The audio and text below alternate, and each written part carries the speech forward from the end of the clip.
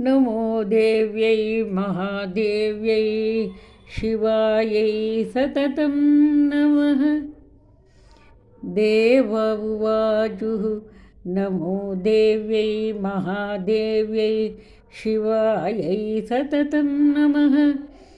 नभः प्रकृत्यै भद्रायै नियताः प्रणताः स्मृताः। नमः प्रकृत्यै भद्रायै नियताः प्रणताः स्मृताम्।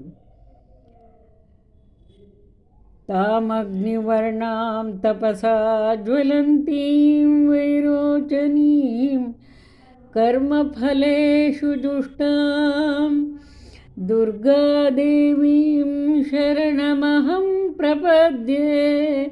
सुतना नाशयते नमः। देवीमम्बा जनयन्त देवास्तां विश्वरूपां पशवो वदन्ति। सा नो मन्द्रेशमूर्जन्दुहान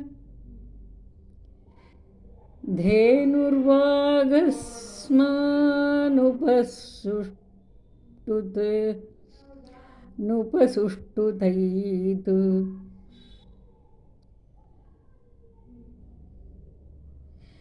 अदितिर्ह्यजनिष्ठदक्षया वहिता तव तां देवान्वजायन्त भद्रामृतबन्धवः। अनन्तां विजयां शुद्धां शरण्यां शिवदां शुभां वियदाकारसंयुक्तां वीतिहोत्र समन्वितम्।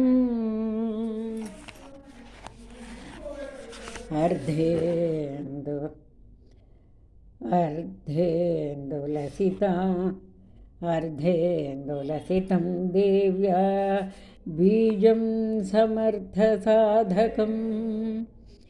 एवमेकाक्षरं मन्त्रं कवयः शुद्धचेतसः ध्यायन्ति परमानन्दमयाः ज्ञानाम्बुराशयः। वाङ्मया ब्रह्मभूस्तस्मादष्टवक्त्रसमन्वितम्। सूर्यो वामश्रोत्रम् इन्दुः संयुक्ताष्टात् तृतीयकः। नारायणेन सम्मिश्रो वाद्यश्चाधरयुक्तयः। विच्छेनवार्णकोणः स्यात् महानन्दप्रदायकः। एतेन सर्वसिद्धिः स्यादेतन्मे निश्चयं ध्रुवम्।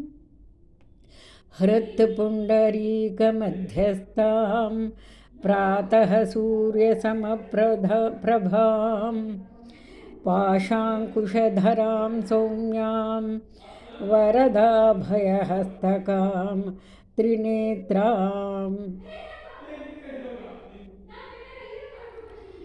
त्रिनेत्रां रक्तवसनां भक्तकामदुहां भजे।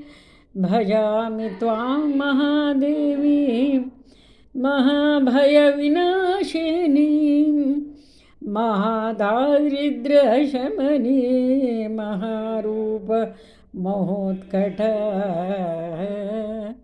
अनन्ता त्वमलक्ष्यां त्वम् एका सर्वत्र वर्तते। मन्त्राणां मातृका देवी शब्दानां ज्ञानरूपिणी। ज्ञानानां चिन्मयातीत शून्यानां शून्यसाक्षिणी। यस्याः परतरं नास्ति तैषा दुर्गा प्रकीर्तिता। तां दुर्गमां देवीं दुराचारविनाशिनीं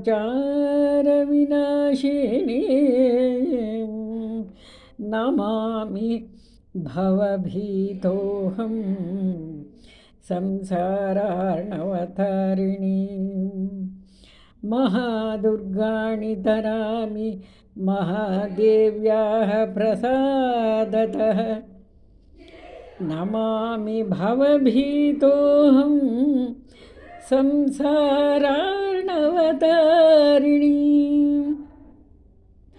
महादुर्गाणि धरामि महादेव्याः प्रसादतः इति श्रीदुर्गातन्त्रे श्रीदुर्गाहृदयस्तोत्रं सम्पूर्णम्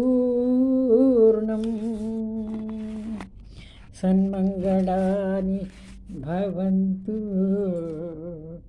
सन्मङ्गलानि भवन्तु।